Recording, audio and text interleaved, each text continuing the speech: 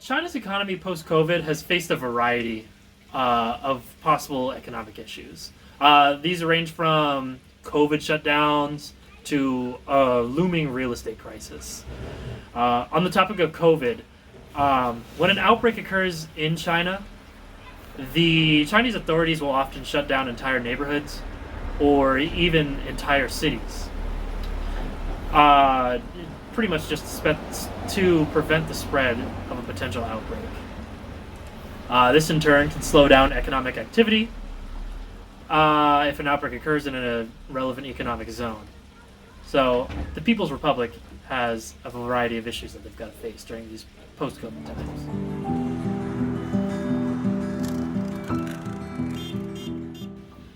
Energy shortages are another area where China's economy has faced issues since the pandemic. Perfect storm occurred against China's energy grid, with Australia restricting China's access to their coal market, combined with Russia's attempt to consolidate the oil market. This has all caused serious issues within China.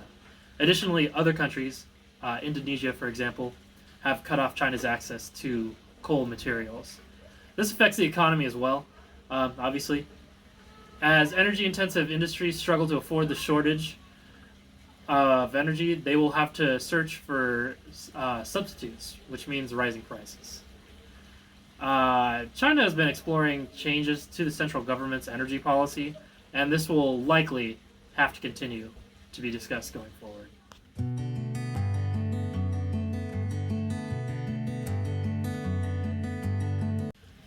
Another key issue that's hitting China are supply chain issues stemming from the pandemic.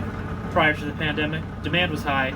However, once the pandemic hit, demand plummeted. People were staying inside, people's lifestyles have changed, thus the demand for certain Chinese goods plummeted. In turn, these supply chains tried to correct themselves by adjusting the supply and the supply of materials such as trucks, ships needed to transport such materials. This decreased. However, in the developed world, once vaccines were mandated and implemented in the greater society, demand increased quite sharply, as a matter of fact. However, with that said, the supply chains were not able to adjust quick enough, thus created a supply chain shock.